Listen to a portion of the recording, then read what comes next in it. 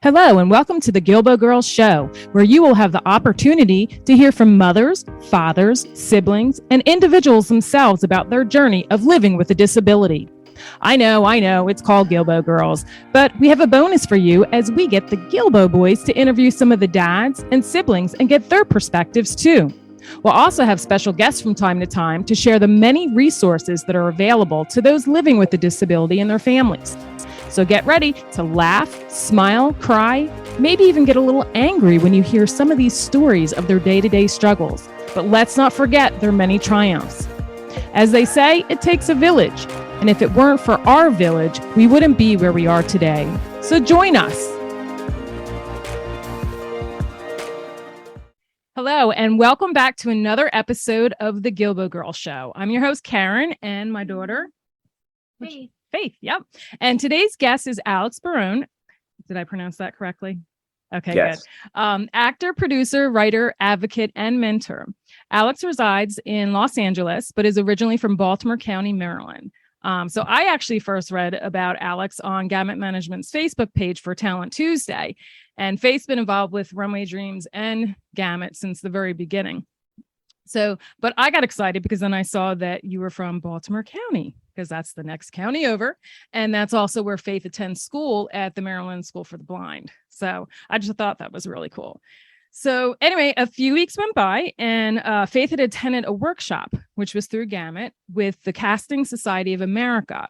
She then submitted an audition and was selected with several others to have one-on-ones with different casting directors. So we're sitting in the little Zoom waiting room, if you will. And all of a sudden I'm like, that's Alex Barone from Baltimore. So I was like, no way. So then I, of course, had to message you and we've connected several times here and there since. So I think that was pretty cool. So first of all, thank you so much. I know that you have a busy schedule. So thanks for taking the time out of your schedule and being here with us today. Of course. Thanks so much for having me. This is very special. I never get to interview with a mom and a daughter and a whole family unit. So I'm excited. Well, cool. I'm excited too. So instead of me listing all of the amazing projects that you've been a part of and the many talented people that you've gotten to work alongside, like Michael Keaton, Hillary Duff, and then the latest Mila Kunis in The Luckiest Girl Alive, we would actually love to hear it from you and how it made you feel to be on set, bringing some powerful storylines to life. Because it's amazing. But before we go into that, I want to start from the beginning because you've had one heck of a journey for sure. And we would love to share it with the listeners. Yeah. So, absolutely. So if you want to start with your childhood, maybe share with us some of the, first, the name of the disability that you have, what you were born with, and what were some of the physical challenges that you faced, and how did you overcome some of them? I was born with a condition called Fibular He. I was born in Baltimore, Maryland, born with this condition. My mom was very young when she had me. She was just turned 18. Had the condition. She was studying to be a nurse at the time. So I think she was really intrigued by me having a difference. Fibular He, what it is I was born without the fibula bone in my right leg. So my right leg, I call it my chicken leg, is a lot skinnier than my left leg because it doesn't have that kind of backbone which carries all the meat, the calf and everything. Okay. And in addition to that, I was also born with 3 fingers in both hands, like a Ninja Turtle. Mm-hmm. The hands, I never had any surgeries on or anything like that. They've never been an issue for me. I think when you're born with something, you kind of just learn to adapt and live life without it. So I wouldn't know any difference. The leg, though, was the thing that gave me all the issues with surgeries and all that. So because I was born without the fibula bone, my right leg was also several inches shorter than my left. So they wanted to amputate when I was a kid. But fortunately, we had just moved into a new neighborhood around the same time they said they wanted to amputate. And our next door neighbor had saw that I was wearing a lift, which is the big thing in your shoe to make my legs equal length. The neighbor was like, "Oh, wow, we just started this thing at the Rubin Institute of Advanced Orthopedics in Baltimore, Maryland, called limb lengthening. And it's where they stretch your bone out to make it equal length." So we ultimately met with the doctors and figured all that out. And then I decided to do limb lengthening route instead of the amputation. So because I was growing at the time and I was a kid and I had all those surgeries between 7 and 15-ish years old, I was growing. So my right leg was always playing catch up with my left, no matter how much they stretched it out and tried to equal it. Ultimately, they had to stop the growth of my left leg so my right leg could catch up. But flash forward 43 surgeries later, equal length in both legs, healthy, strong, no issues at all. So super grateful. When they lengthen them, what did they do? Did they put like those halos in them and like do the? Yeah, they do look like metal halos. Yeah, well, her friend Ellie that she roomed with at Kennedy Krieger. So Faith had both of her fibulas and her tibias broken and rotated. Oh, wow. So, and had metal plates and screws, and then had 2 different surgeries to her feet. So her roommate, basically, instead of breaking them and doing that, they decided to put the bolts and nuts and the halo around, and every day she had to like turn it so many times, and it was on both legs. That must have been tough, both legs at the same time. Yes, but she was a champ through it. Like she would move them around like nothing. I'm like, how could you do that? I know. Well, you get used to this big heavy thing on your leg after a while, but it's called an external fixator. Yes. And they also do them internally, but when I was growing up, they didn't have all the internal stuff just yet. So it was all external, like your friend Faith. And every day my mom had to follow what looked like an algebra list of numbers, and you twist and you turn and you tweak these little things that are on your leg, and ultimately that stretches out the bone. So it's pain. The only painful part was the twisting of it, and then what's called pin care, which was like it's kind of gross, but you have to push down the skin so it doesn't build up around the bolt going through your leg. And then during the winter time, growing up on the East Coast, slipping in the ice when you're trying to get out to therapy or to the car and falling. And then, because, external fixator, anytime you bang that thing, it rattles your whole leg and it bleeds. So good times. Oh my gosh. So if I remember correctly, I believe you said that you were bullied when you were growing up too. Mm-hmm. How as a kid did you handle that? Like looking at it now, back then, like, do you wish you would have done something different, or do you wish there was more people that would have stood up for you? Like, how'd you deal with all that? Yeah, I don't think like cruel. I know. Well, yeah, they can be, but I also think they don't know any different at the time, especially when I was growing. There wasn't a lot of people like me growing up. Nowadays, there's so many resources, and there's camps, and there's organizations, and there's, you walk down the street and you see other people that are, different like you. So it's more common. I feel like I didn't really know anybody else like me growing up. Mm-hmm. But I don't think I would change anything, because ultimately it kind of led me to, the grit and the internal, external strength and everything I have now that makes me. If I didn't go through the kind of those emotional roller coasters as a kid, I don't think I'd be the same. But you asked how do I deal with it? I think like a mix of things. You get mad. You've gotten a lot of like fights trying to defend myself, or and my family stood up for me a lot. My brother stood up for me a lot. My friends, and then there's just like sometimes I think in your own head, maybe people aren't saying anything or bullying you. It's just in your own head. You think that because you're so self-conscious and insecure. Mm-hmm. So I'm sure it was a combination of all that, but you just keep experiencing and living, and then ultimately gain more confidence. And then it just kind of stopped bothering me after a long time. And it became cool, to be different. Yeah. That's the good thing about private school is you're so close to it. No one bullies each other. Yeah. There's not a lot. I think you only have like maybe 200 kids in your school. And the first year she went, I think she only had like 4 or 5 kids in her class. And then this year, I think she has 8 in her class. That's a small class. 9. So they really they really get the attention that they need, and they know how to teach them with cortical vision impairment. And you know what I mean? So it really benefits her in the long run. So you must have a lot of friends there, Faith. Everybody kind of knows everybody. If it's that intimate, that small. Not really. Most of my friends right now are on like acquaintances because we're all on different levels, which is not a bad thing. Yeah. So with her developmental delays, she's at a lower academic level, but her social is way up here. Yeah. So it's very hard when she goes in with kids in the class because she's the most social out of them, but it's harder to catch up academically, if you will. So she really enjoys when they have some of the different social clubs, and they just started on Thursdays. What's the name of that program? Rocks.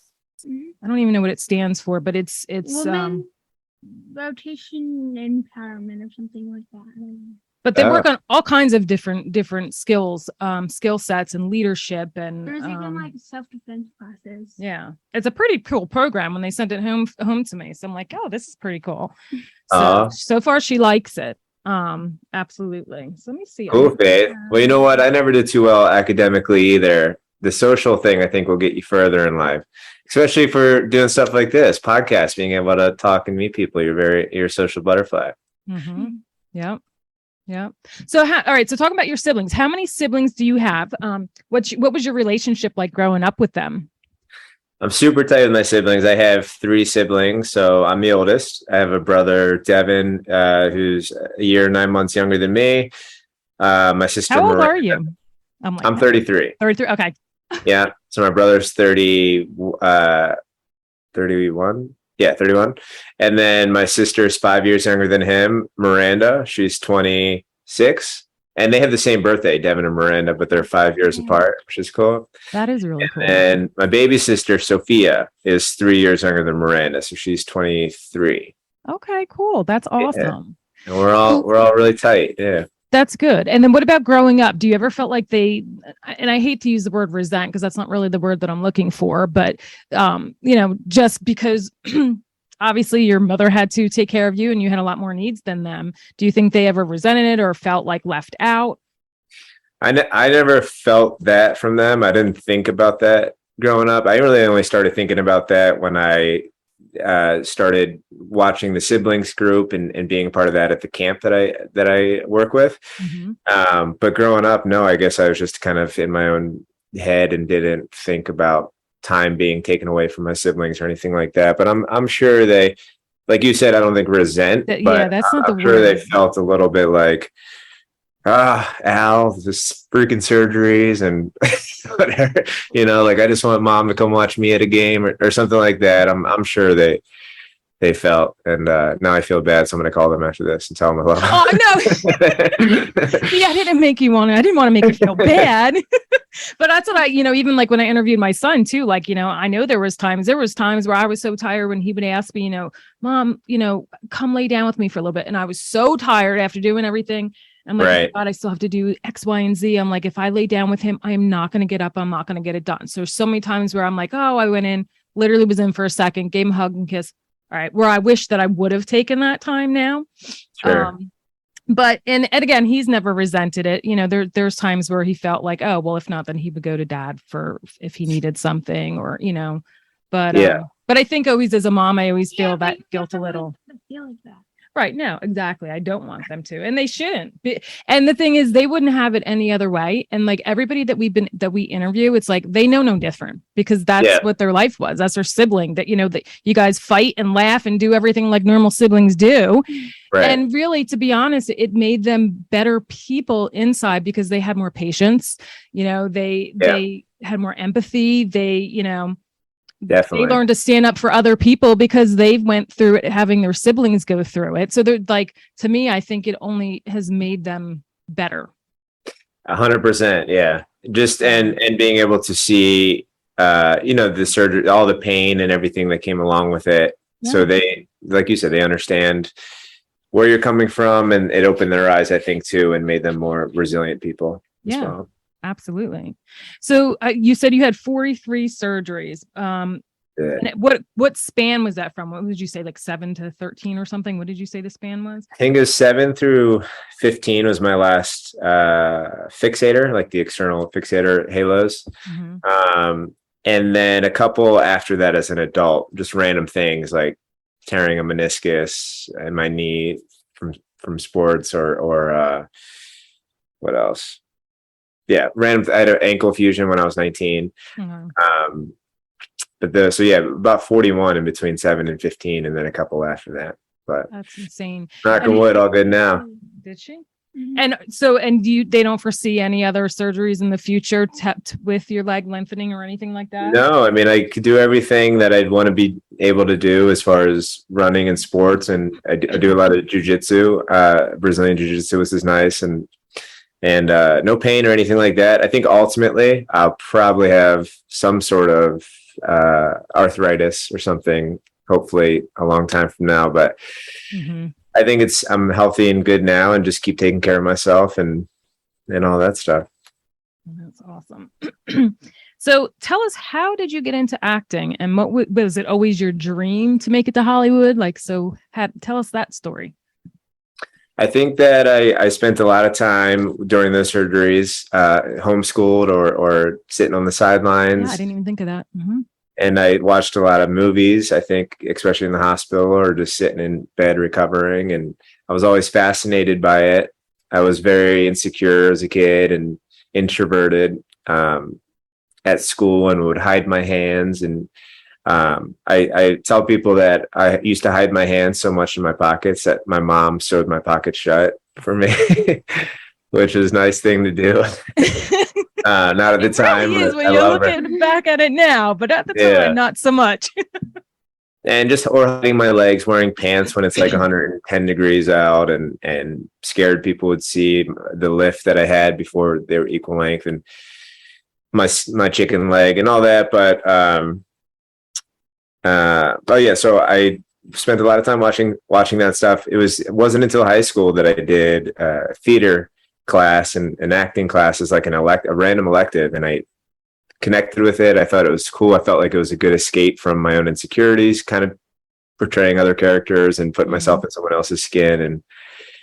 And I just really connected with it. I kept doing it the rest of high school, and then in college did some theater and stuff, and took acting classes after college, and moved around a bit to North Carolina to study acting, to Florida to study acting, and then ultimately to full-time to Los Angeles. Wow. And I was telling Faith, because she was, I had to tell her, I'm obsessed with One Tree Hill. I watched that thing like 3 times. One Tree Hill.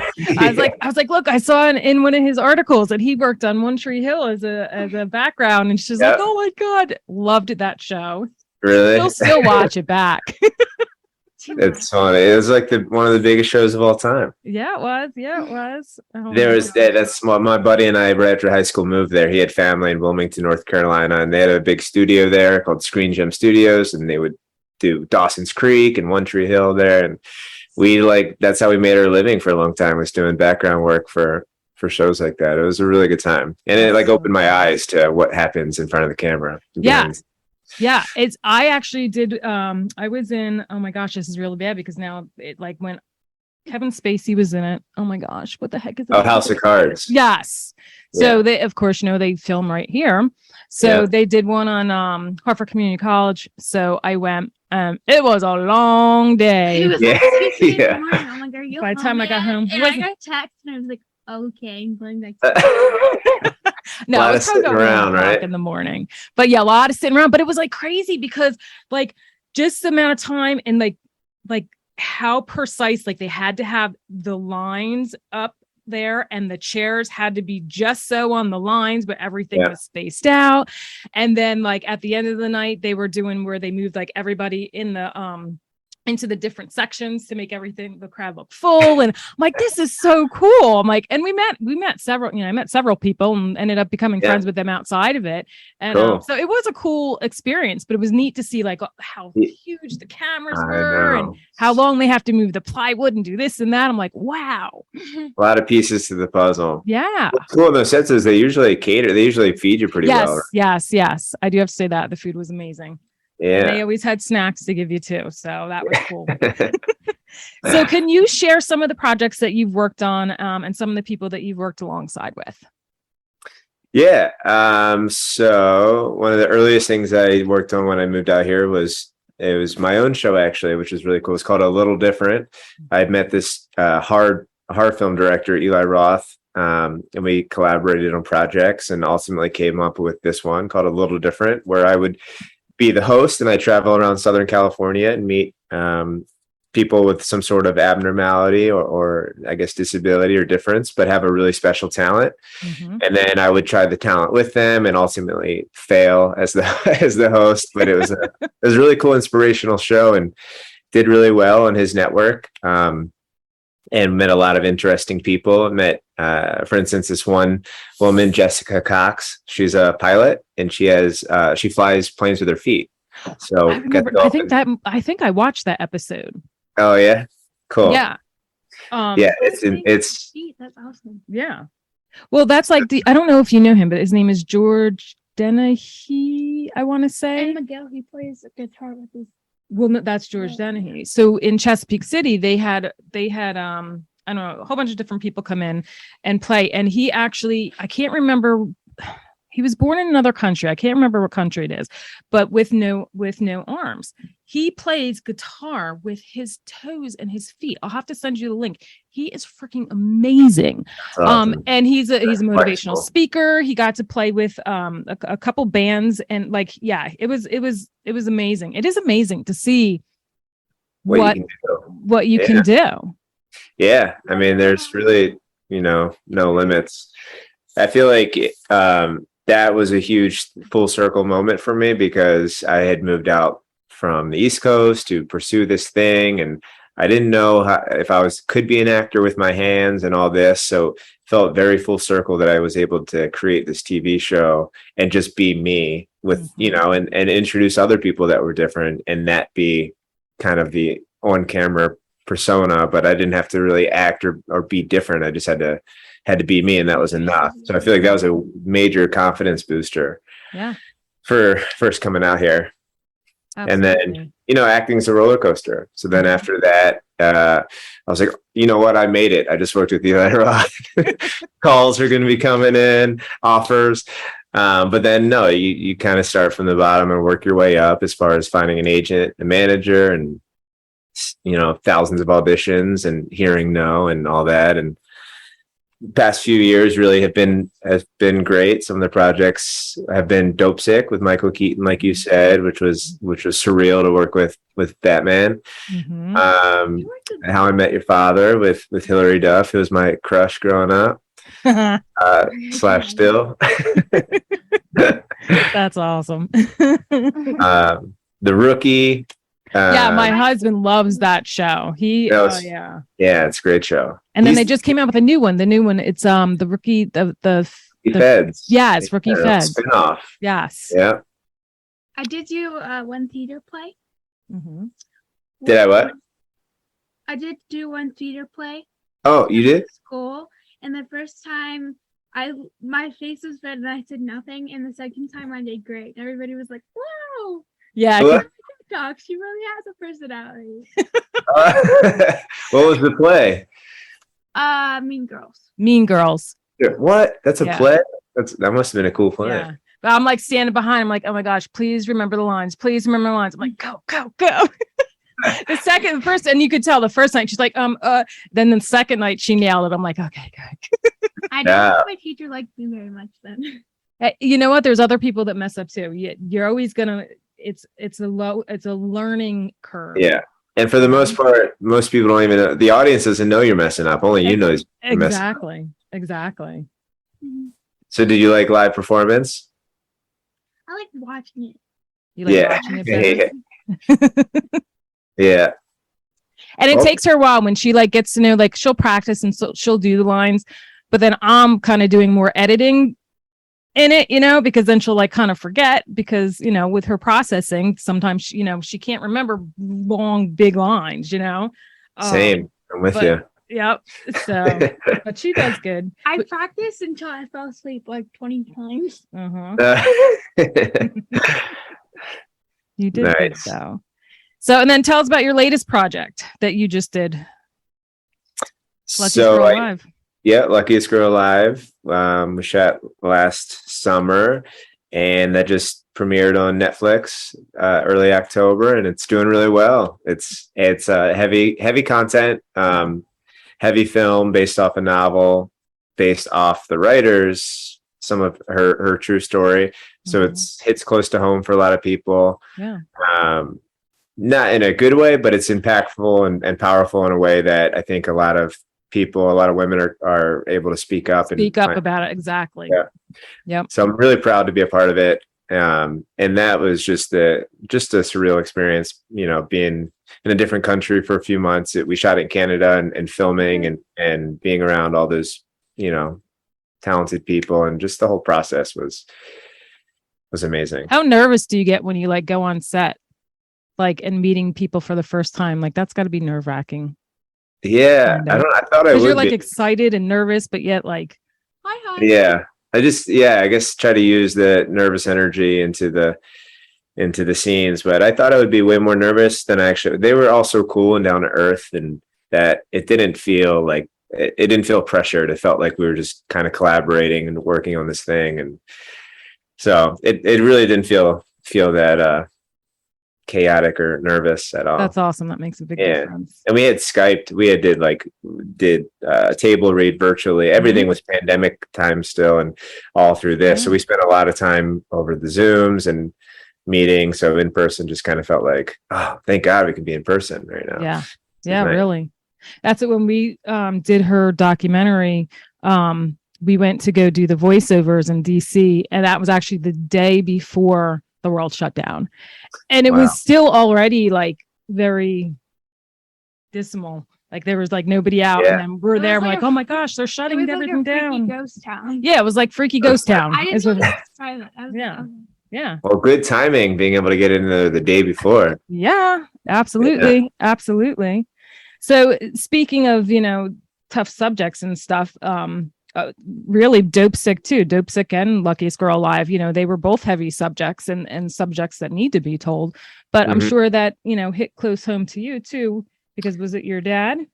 Yes. My biological father passed away from an overdose when I was young. And that show Dopesick is kind of about the opioid pandemic and how it rose and the people behind it and just the ripple effect of it all. And so, yeah, definitely hit close to home. And that was a special project to be a part of.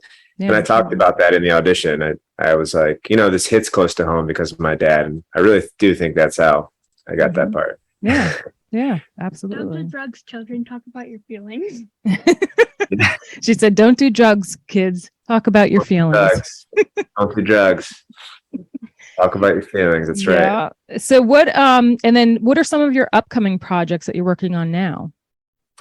So the next thing coming out is another Netflix film called Shirley. It's about Shirley Chisholm, who's the first African-American congresswoman. That comes out, I think, January, February, winter time, 2023 on Netflix. It's got Regina King, and it was directed by John Ridley. So I'm really excited for that to come out. What else? I go this weekend to New Orleans or to Shreveport, Louisiana to shoot a part in a horror film. So get ready for Halloween time. You like horror films, Faith? They used to make me pee myself and give me nightmares, but not anymore. Now you like them? So funny. Yeah, I love them. So you used to pee yourself? Yes. Yeah. I did too. You laugh when you laugh, you pee yourself. I still have her in choir. She's sitting there singing, and the little boy next to her, her friend has autism, and back when they were little, he was in love with her, and you could not get. I thought I was Rose from Titanic. Rose from Titanic, yeah. But his mom and I she would get him focused. Anytime he was gonna have a meltdown, she'd come on, walk her up, Logan, walk her up. And he would hold on to the walker and she'd walk away with him and stuff. So I don't know, he was pulling his pockets out of his pants. And she started laughing and all of a sudden she goes down, she puts her hand down like that because she was laughing so hard she went to pee herself. Oh my God, I have it on video. So yeah. You are funny. The things you do when you're young. And still do. / still do. Exactly. That's wonderland. That's funny. That's $1 million video right there, Faith. Oh my God. You are so funny. Okay, so let's go into No Limits Foundation. So tell us about that. Camp No Limits, and when did you first get involved? And So it's Camp No Limits is it's a nonprofit, No Limits Foundation, Camp No Limits. They started in 2004 by the founder, Mary Layton. She was an occupational therapist. She was working with kids with limb differences at her job at the hospital. And then she ultimately found that she's like, where there should be a community for this, or, a place for people that can come together. So she ultimately created this Camp No Limits. It started with 4 kids, and now we have, thousands that come every year. And what it is, it's a traveling camp basically for youth with limb differences, specifically both congenital limb difference and traumatic limb difference. We have them all over the country. They're between 3 and 5 day overnight sleepaway camps. It's one of the only camps where the whole family can come with you, because I think that's amazing, because you usually don't see that. No. And it's so special because camp is special for the camper to see other kids like themselves and realize that they're not alone in the world, and other people, everybody's got their own difference. That's important for them to gain confidence and just be a kid and do that. But also the parents and the siblings being able to come with, because parents often do need the support and guidance from other parents, or you go back to the community and they don't have or know anybody else like them. So it's a really special place where kind of everybody can get together and connect. And we do all the fun summer camp stuff that all camps do, zip lines, sports, high ropes, banana boats, all the fun summer camp stuff. But what makes Camp No Limits different is we also have physical therapy, occupational therapy, and prosthetists that come in and kind of try out different running legs with the campers and everything so they feel comfortable and confident doing the activities. That's really cool. Now, do you go to all of them, or do you just hit a few of them, or? Yeah, I get to go to all of them, except unless something comes up, like last year, that was the filming, so I had to miss the majority of them. But this year I got to do all 12 of them. That's awesome. Yeah, it was a blast. So cool. Good to be a kid. And the one in the camp and for everybody listening, there's a camp over by us that he comes to. And that's right. We were talking, Faith did a lot of those things. Yeah. North Bay. North Bay.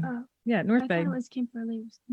Oh no, we were looking into going to Camp Fairley. That's something different. That's their Easter seals. But the one at North Bay is all the 6th graders every year get to go. And did you guys ever go to Camp Sandy Hill, which is right by? It's right by there. I never have yet. Cool. So that's where I grew up going to camp. So it's full circle that now I'm an adult counselor. Well, there back then, I'm 19, so I age out of the camps at school. Yeah, the camps at your school you age out of. But back when we lived in Cecil County, it was camp called Camp Care.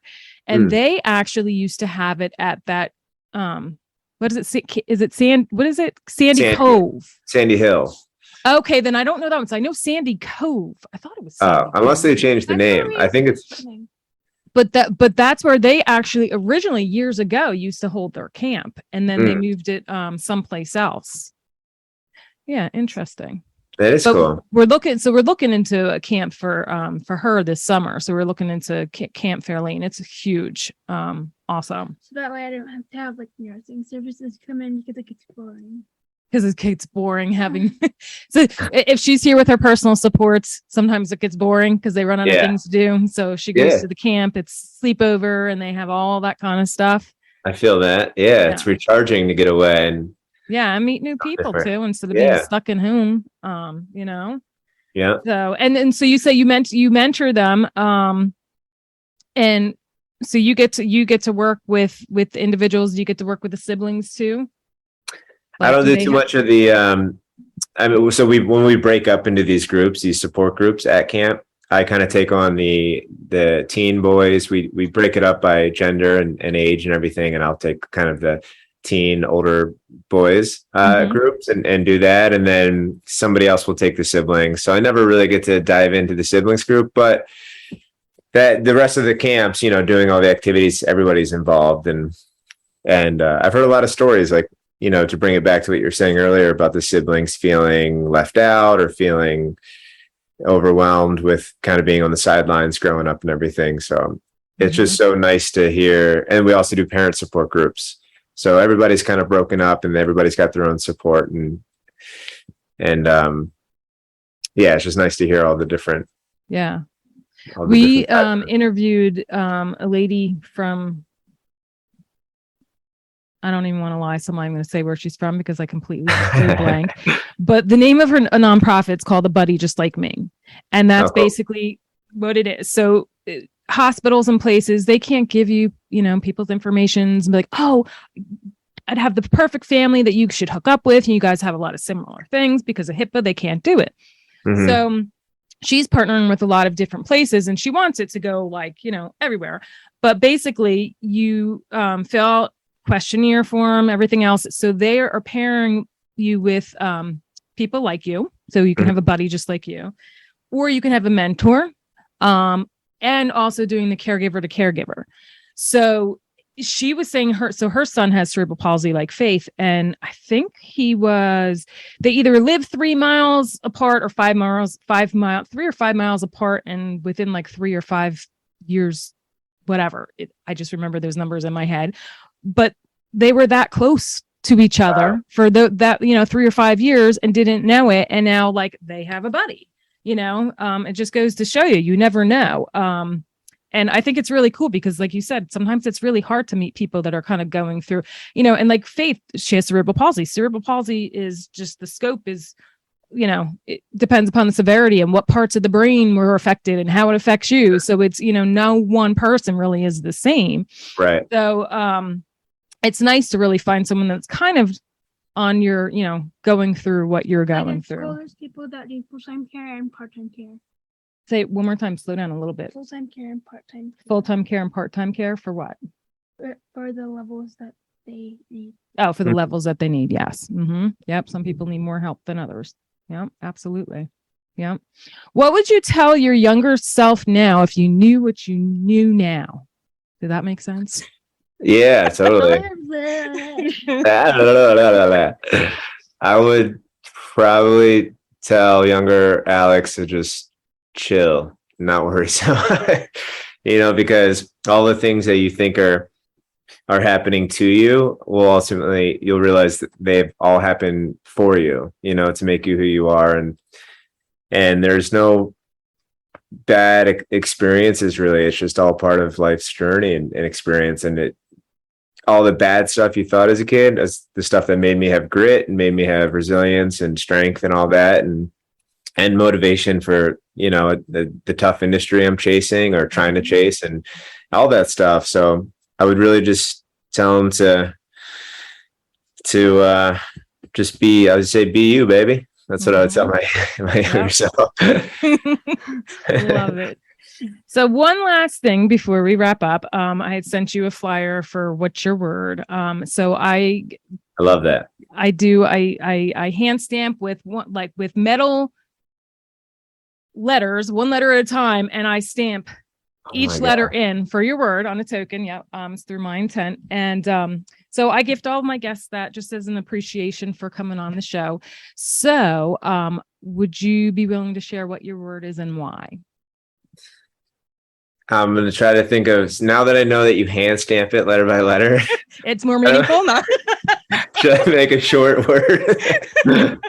It can be long. I can be, well, tell me what your word is first. And then I'll be. The first word that comes to mind is different. Oh yeah. And there's plenty. I like that. Is that short enough? Okay. Yeah, it is. It's perfect. I love that word because I feel like it's important to be different and stand out and not blend in with everybody else, and to accept being different, and that being different is a unique thing, and you want to be different because, like I said, why blend in when you were born to stand out? I stole that quote, but just I think it has a negative like vibe around that word a lot of the times, but I think it's positive because it's not ordinary, like you want to be different. Yeah, you don't want to be boring. You want to be unique. You want to be different. You don't want to be boring like the rest good. of them. Different's good. I would love that stamped. Boom. Different. Boom. It is done. I wear that proudly. Done. Proudly. Absolutely. All right. Well, I'm just so excited to have you on today and to get to talk with you and chat it up. And then hopefully when you are in your hometown, we can get together, even if it's just for lunch. I would love to. Yeah. Trying to organize something around the holiday time. So we'll see. Yeah, because I want to meet your mom too. I'm not picky. Yeah, you guys will get along. Awesome. Then next summer we can get some crabs next summer or something. Yeah. Yeah. Well, I'll drink the beer. You and my husband can eat the crabs. Like crabs you don't like crabs? I'm like, she was pregnant with one of us in a bar, and they were eating crabs, and she's like, "Can I get out of here?" Yeah, it was all you can eat crab legs or something, and I was pregnant. She was pregnant with my brother. Yeah, so I'm like, all right, I can't drink. I'm like, all right. So I had a salad and whatever and steak, and I'm like sitting there, and they were just like eating and eating. I'm like, oh my gosh. You're like, why am I here? Yeah. But yeah, they love seafood. It's okay. I'll have a steak or something and a few beers. Yeah, we'll get you some beer and some steak and salad and some fries. Yeah. Since you have a stash of beer, I hear. From we have a lot. Tell the listeners before we end with that. So what are you doing? So my buddy Kurt Yeager and I created this silly beer show called Tommy and Bobby. And it's about these two brothers that live in Boston and film a beer review show in their mom's basement. So we had about 100 and some beer companies ship us beer to do the show, and we review a different beer in each episode. And it's a lot of fun. So we know a lot of random beer facts. That's so great. Oh my God. And we're putting them out slowly but surely over YouTube and social media. So you could check it out on Instagram or TikTok or any of the social media outlets. I love TikTok, but I do not know how to work what? Instagram, yeah. Well, I always have to make sure that she's on lockdown with TikTok, because she'll sit there and make a lot of different TikToks, and I don't have the time to sit there and go through each one. Like sometimes she'll like just wake up and do it, and I'm like, Faith, you need to like pull your shirt up a little bit, and so I'm like, yeah. I think she has a few friends, and that's it. And so, but I do need to. Serial TikToker. There's a lot of good content she puts into it. I need to really like go in and share some of it. But. Yeah, you never know what content leads to, and meeting new people and opportunities that come out of it. Yeah, definitely keep creating. Absolutely. Mm-hmm. All right. Well, everybody, thank you so much for tuning into the show. Alex, thank you so very much. Yeah. All right, cool. All right. I'll talk to you later. Bye, guys. Thanks for having me. You're welcome. Thank you for joining us as we spread awareness through our personal stories and the many resources shared. You can help us by joining our village simply by sharing our show to the masses. If you would like to support the Guilbault Girls on another level, click on the link in the show notes to make a donation in any amount. Add your address and you'll receive a hand-stamped token with the word village on it in appreciation. Be sure to subscribe to our Guilbault Girls podcast and YouTube show, and don't forget to follow us on Facebook and Instagram at Guilbault Girls. Till next time.